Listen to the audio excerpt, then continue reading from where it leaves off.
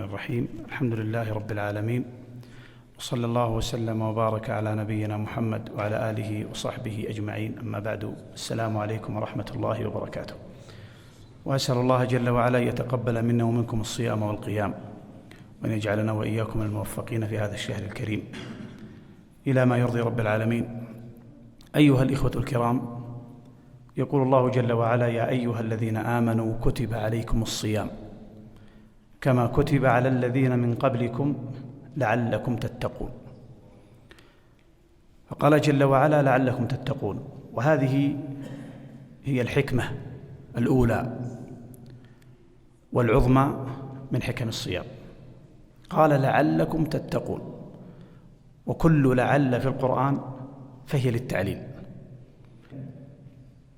أو لا تأتي للترجي كما هي في اللغة، وإنما تأتي في القرآن للتعليل، إلا في موضع واحد في قول الله جل وعلا: وتتخذون مصانع كأنكم تخلدون، أي لعلكم تخلدون، أي كأنكم تخلدون.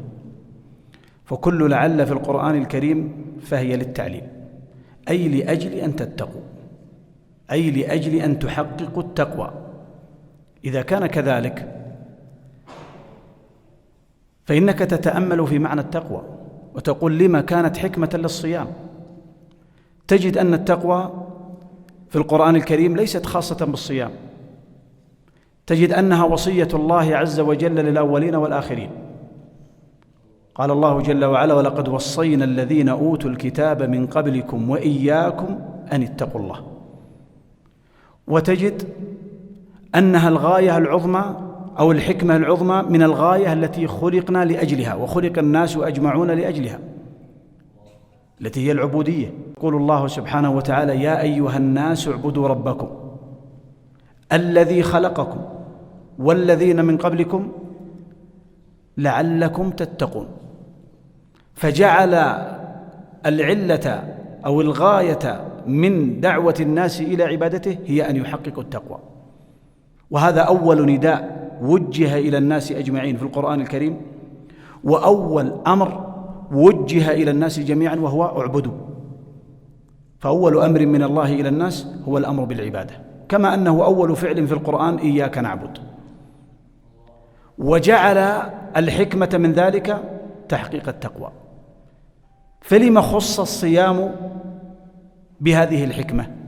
إذا تقرر أنها حكمة للعبادة كلها، وأنها وصية الله للأولين والآخرين، بل إن النبي صلى الله عليه وسلم كان يوصي بها أصحابه، كما في وصيته لمعاذ الترمذي وغيره: قال: اتق الله حيثما كنت وأتبع السيئة الحسنة تمحها وخالق الناس بخلق حسن.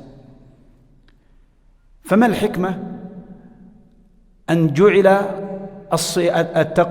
التقوى حكمة عظيمة من حكم الصيام؟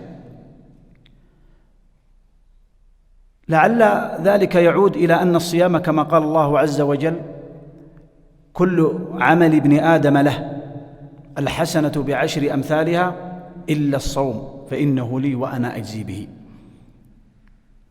لماذا الصوم يجزي الله عز وجل به دون غيره من العبادات؟ والله سبحانه وتعالى هو المجازي على جميع العبادات، لكن لما لم يحدد له قدرا ولا أجرا معينا، وإنما تفرد به سبحانه وتعالى وتفضل على الصائم بهذه الميزة الكبرى؟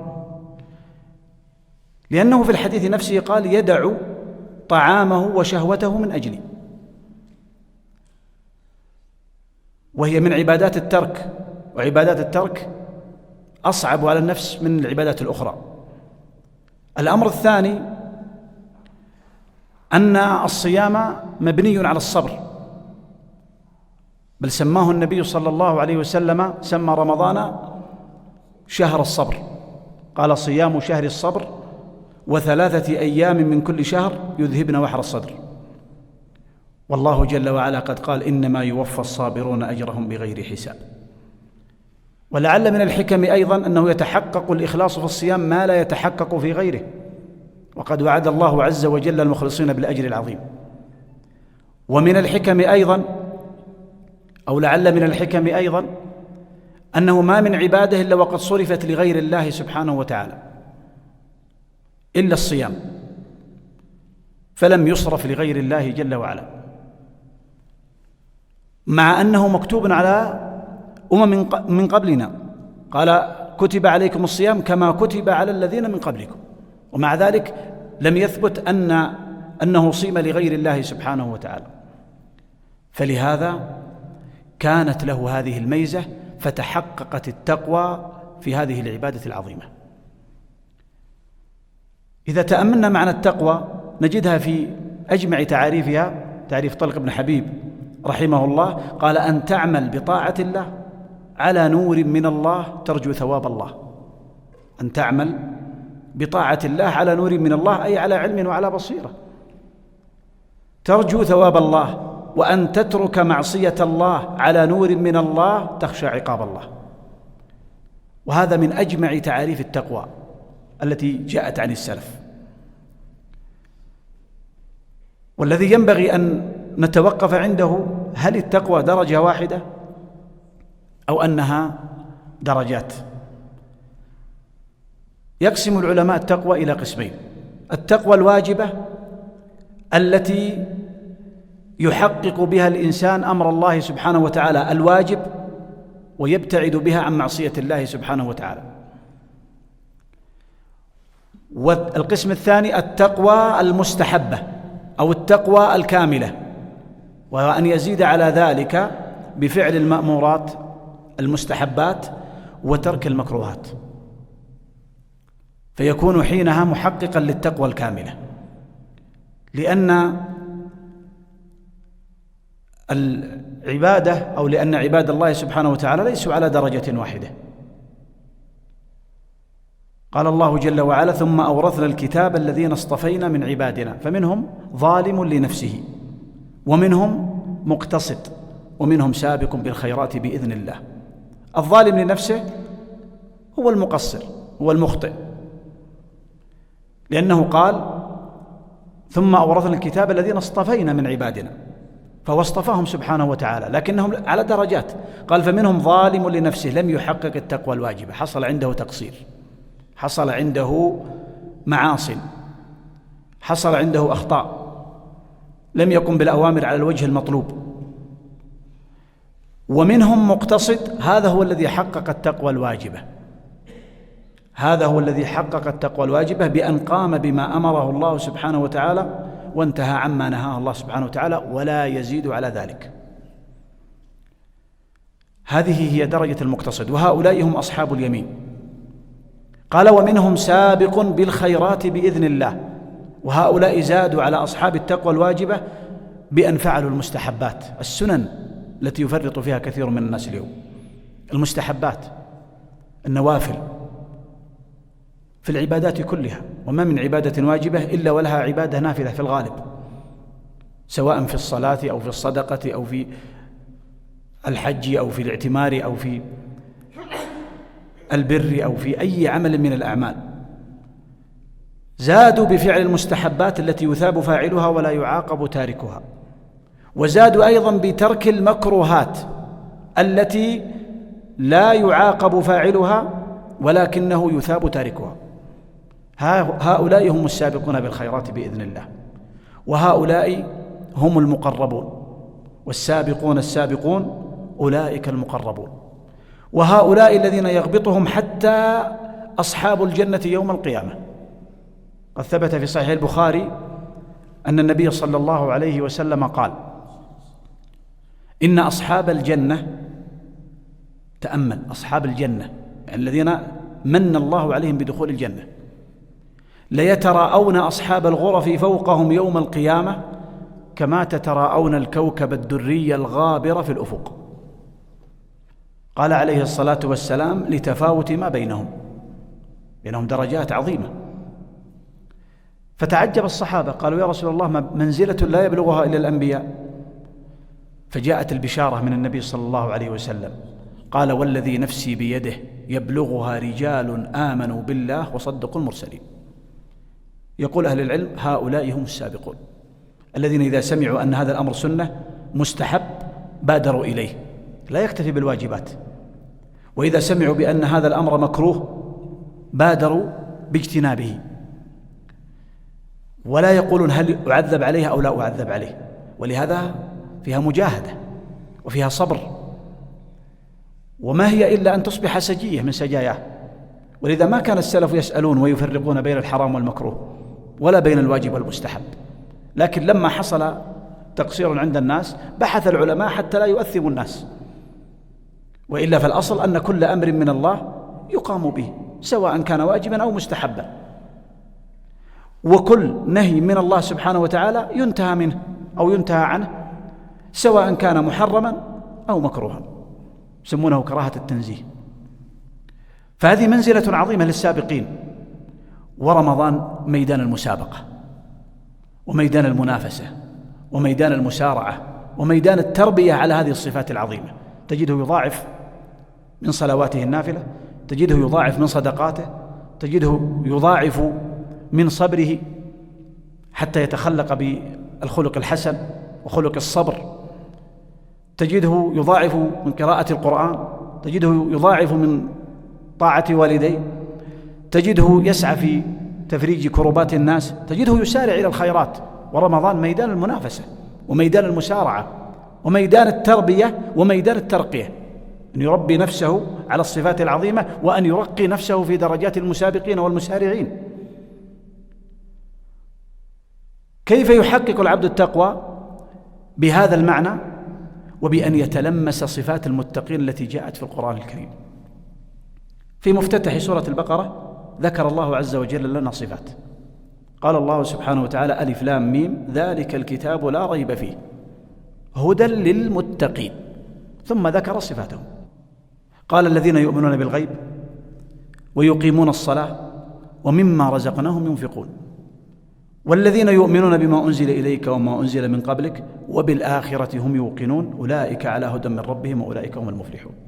في سورة البقرة أيضا يقول الله سبحانه وتعالى: ليس البر أن تولوا وجوهكم قبل المشرق والمغرب ولكن البر من آمن بالله واليوم الآخر والملائكة والكتاب والنبيين وآتى المال على حبه ذوي القربى واليتامى والمساكين وابن السبيل والسائلين وفي الرقاب.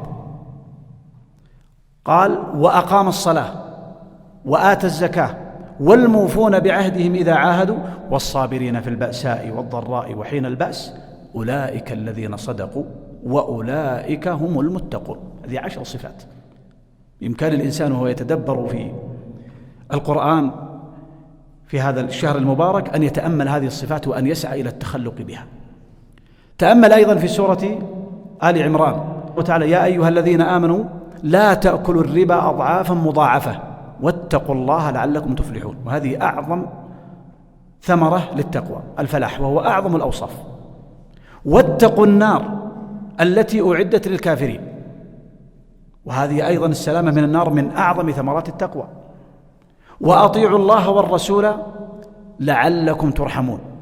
ثم قال سبحانه وتعالى: وسارعوا إلى مغفرة من ربكم وجنة عرضها السماوات والأرض أعدت للمتقين.